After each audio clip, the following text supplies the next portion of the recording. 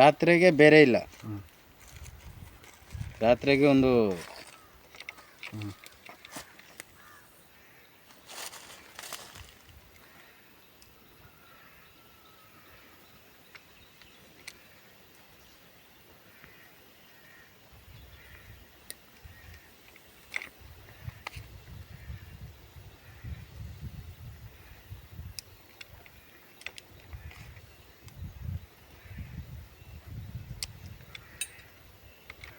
ಇವತ್ತು ರಾತ್ರಿ ನಾವು 3 ಗಂಟೆಗೆ